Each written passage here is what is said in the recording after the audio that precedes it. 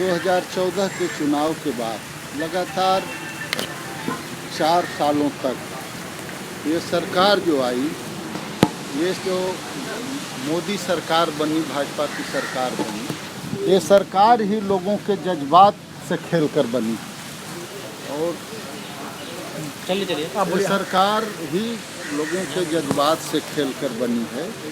इसमें हिंदुस्तान के 85% लोगों का, किसानों का, युवाओं का, गरीबों का, आदिवासियों का, इनके एजेंडे में कहीं कोई जगह नहीं जी। इनके एजेंडे में कहीं कोई जगह नहीं है। और ये एक देश की जितनी संवैधानिक संस्थाएं थी, मैं इस मामले में पंडित नेहरू की तारीफ करूंगा।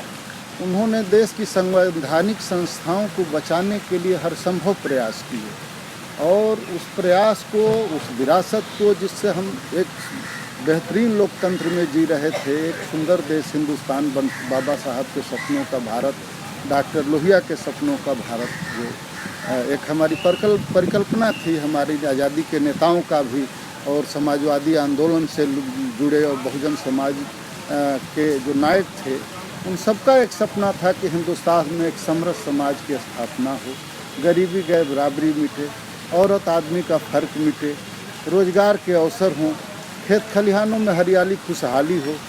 लेकिन 5 साल की सरकार में आपने देखा होगा कि कहीं किसानों पर गोलियां लाठियां चली। आप यही पश्चिमी उत्तर प्रदेश में देख लीजिए, किसानों के ट्रैक्टरों के सवाल पर जो 2013 में चला, नौजवानों के ऊपर अभी 13 पॉइंट रोस्टर में चल रहा था। हमारे पार्टी के युवा सांसद और हमारे नेता, समाजवादी पार्टी के नेशनल चीफ आदरणीय माननीय अखिलेश यादव साहब भी इस बात को बार बार कहते रहे कि जिसकी जितनी भागीदारी उसकी उतनी हिस्सेदारी, और इस बात को मुखर आवाज़ बड़ी 13 पॉइंट रोस्टर के सवाल पर विश्वविद्यालयों में जिस तरह से वो जो यादव जी, मैं रोकूंगा आपको। एक बात पूरी कर लें।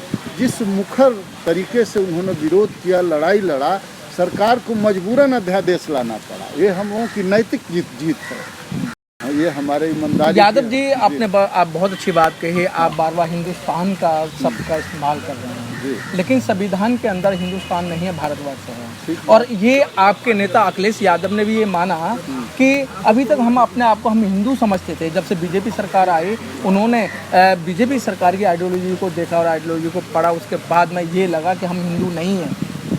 ये हिंदुस्तान से कोई हिंदुत्व का कोई संबंध नहीं। ये सिंधु नदी से निकला शब्द है, सिंधु के किनारे बसे, वो उसका एक अपभ्रंश है। ये नहीं है कि जो सिंधु नदी के किनारे इसी से बना है। आप इतिहास के तथ्यों में जाएंगे तो बड़ी तस्वीर साफ मिलेगी। ये कोई बहस का विषय नहीं है। और ये मिश्रित जुबान रही है हम समाजवादियों की। हम कोई भी बात, शब्द जुबान हमारे शब्द नहीं पकड़ते, लेकिन शब्दों का चयन करते समय हम बड़ा संयम बरतते हैं जी। तो लेकिन हिंदुस्तान इससे कंसेप्ट इनके हिंदुत्व से नहीं है। जो नागपुर के मुख्यालय में बैठे हुए मोहन भागवत, उनके चेले योगी और मोदी जो समझा रहे हैं जी, इस मुल्क को जी। वो हिंदुस्तान नहीं है जी। हिंदुस्तान वो है जो हिंदुस्तान के खेत खलिहानों में है। चौधरी साहब कहा करते थे कि हमारा रास्ता गांव के खेत खलिहानों से निकल के जाता है। उनके सानिध्य और उनके नेतृत्व में डॉक्टर लोहिया के हमारे नेता माननीय मुलायम सिंह जी भी इस बात को और ज़मीन तक ले गए समाजवादियों ने इस आंदोलन को। आज अखिलेश जी भी देखें, किसानों के सवाल पर सरकार थी हमारी, आप याद करें, बीमार के लिए चाहे कैंसर का इलाज हो, जितना भी था सर, किसी भी आप अस्पताल में भर्ती हों, आपको तुरंत धन मुहैया कराया जाता था। इस सरकार ने आते ही बंद करा दिया कि आप प्राइवेट नर्सिंग होम में अगर जाएंगे तो आपका इलाज नहीं होगा। श्रीनिवास जी, ऐसा नहीं लगता है कि इस भारत के भी 2 टुकड़े हो गए, इंडिया के 2 टुकड़े हो गए? मोदी की नज़र के अंदर ये डिजिटल इंडिया भारत नहीं है, क्योंकि विदेशी है, क्योंकि वो भारत में तो रुकते ही नहीं। अब चुनाव आ गया, वो रैलियां करेंगे और ये ऐसा लगता है कि वो तो एक पार्टी के बन के रह गए हैं। और अभी 5 साल से लगातार जिस तरीके से उन्होंने रैलियाँ की हैं या जहाँ भी संबोधन करा है, हमेशा एक राजनीति की बात करते हैं। तो दरअसल मोदी जी की बात आप करेंगे तो मोदी जी का मातृ संगठन है आरएसएस संघ जी। वो मोदी जी की ही भाषा नहीं होती। मोदी जी वो पीड़ा और दर्द से नहीं गुजरे हैं।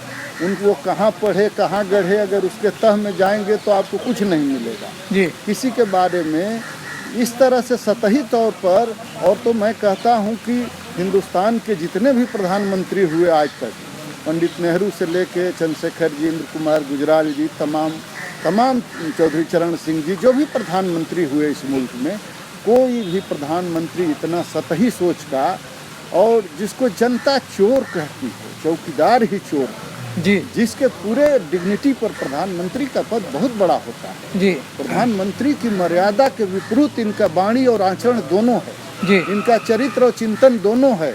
मैं इसको बड़े दावे के साथ कह सकता हूँ कि प्रधानमंत्री ने इस देश के प्रधानमंत्री की गरिमा के साथ भी मजाक किया। सर ये मजाक तो यहाँ होता है कि जब बैकवर्ड की यहाँ आबादी लगभग 54% के लगभग है जी। और मात्र 3.5% को 10% आरक्षण दिया जाता है। बैकवर्ड आज भी चुप है और पहले भी चुप था। आज जब मंडल आयोग की बात करते हैं या मंडल लागू करने की बात हुई थी, उसमें शरद यादव जी, कांसीराम साहब, इन्होंने दीवारें पोत दी थी कि भैया तो मंडल आयोग लागू करो, नहीं बीपी सिंह जी सीटें खाली करो। बिल्कुल सही बात आपने कहा, आपकी बात से मैं पूर्णतः सहमत हूँ। मंडल आंदोलन की शुरुआत से बीपी सिंह ने जिन परिस्थितियों में किया, आपकी उसकी चर्चा आपने किया, मुलायम सिंह, लालू यादव, शरद जी, ये सारे लोग मिलकर एक दबाव था, उनको जारी करना था ये। और फिर भी दबाव से ही नहीं होता, उनके अंदर एक चेतना थी, दलितों पिछड़ों के मन में एक इज्जत का भाव था कि इतने बड़े मुल्क में 500 साल से जिनको दबाया सताया गया है, उनको न्याय मिलना चाहिए, उनका अधिकार मिलना चाहिए।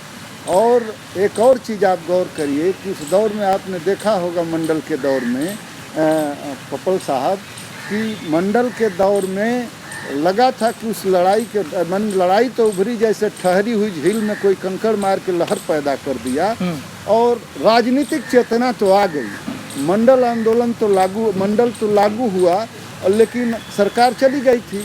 फिर हम उस समय इलाहाबाद विश्वविद्यालय में थे, हम लोग उस लड़ाई को लड़ने के एज एंड चांस का, आयु अवसर की सीमा का इम्प्लीमेंटेशन नहीं हुआ था। यादव जी उस समय भी मतलब दलितों को ही बैकवर्ड के लोगों ने मारा था। बैकवर्ड कह रहे थे मंडल आयोग लागू करो, लेकिन बैकवर्ड के ही लोग उन दलितों पर प्रहार कर रहे थे, जिसमें 2-4 की शहादत भी हुई थी। मतलब बैकवर्ड और दलित अगर कब एक होगा? नहीं, उस समय देखिए कहीं कोई एक्सीडेंटल घटना किसी उसमें हो जाए, उन्माद में कहीं इस तरह की, लेकिन दलितों पिछड़ों में स्वाभाविक एका बनी रही। हम मानते हैं कि हमारे नेताओं में मतभेद के चलते एक विभाजन हुआ, जिसके कारण हम बहुत कुछ खोए हैं, जिसकी भरपाई नहीं हो सकती इधर 1-2 दशक में जो हमने खोया जी। लेकिन हमारे कुशल नेता और योग्य और पर्यावरणविद इंजीनियर भी हैं वो, और उनमें बड़ी ऊर्जा है। अभी देश को बड़ी उम्मीद है, किसान को, युवा को, नौजवान को, जितना रूप और रंग और चेहरे से सुंदर हैं वो दिल से भी सुंदर। अब चलते चलते अब जो चुनाव होगा, अब इस चुनाव के अंदर जैसे मोदी को चोर कह रहे हैं, उन्होंने गठबंधन किया, हमने उसको मूर्त रूप दिया, जिसके लिए हमको बड़ा दिल मन का परिचय देना पड़ा हमारे नेता को, हर कीमत पर उन्होंने। और हम भाजपा को पूरा देश मन बना चुका है, 77 की तरह लहर चलेगी और खंडित जनादेश नहीं आएगा। लेकिन भाजपा के आका अमित शाह हैं, मोदी जी हैं, वो कहते हैं पहले जितनी सीट आई थी उससे हम अधिक सीट लेके आएंगे। अभी रैली की थी उन्होंने, रैली के बाद में चुनाव आयोग ने घोषणा कर दी कि चुनाव इन तारीखों में होंगे। इनके ही बयानों के आधार पर तो मैं कह रहा हूँ कि देश की संवैधानिक संस्थाओं, जुडिशियरी हो, चुनाव आयोग में अभी डेट डिक्लेयर हुई है। इन चीज़ों में देखें आप किस तरह से पहले से ही डेट तय बता देते हैं, किस तारीख को चुनाव होगा और इस बार हम फिर जीतेंगे और हम इतने से जीतेंगे।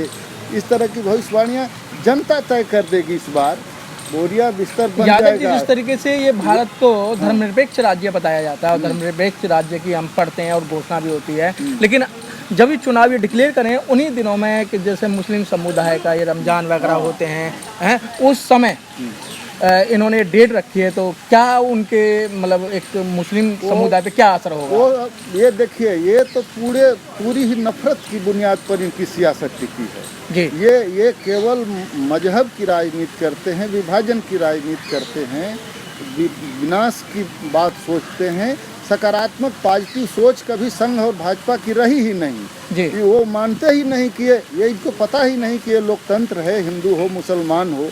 इस दरिया में हिंदू की भी गाय पानी पीती है, मुसलमान की भी गाय पानी पीती है, वो तो नहीं लड़ती। जानवर को भी इतनी बुद्धि है, लेकिन इनको कैसे समझाया जाए। और सुने, आप बताएं, जिस एजेंडे पर इस देश को ले जाना चाहते थे हिंदू मुसलमान के सवाल पर, इस देश के लोग इतने समझदार हैं कि आज वो इनकी मंशा नहीं सफल रही। एक बात और जो मैं कहना चाहूँगा कि हिंदुस्तान आप आज से ही नहीं, जितना कालिदास और शुद्रक का है उतना ही अब्दुल रहीम खान खाना, कबीर और नजीर बनारसी का भी। लेकिन हमारी साझी विरासत याद भी वो तो बात ठीक है, आप साझी विरासत की बात कर रहे हैं। हाँ। आप संविधान की बात कर रहे हैं कि संविधान से देश चलना चाहिए।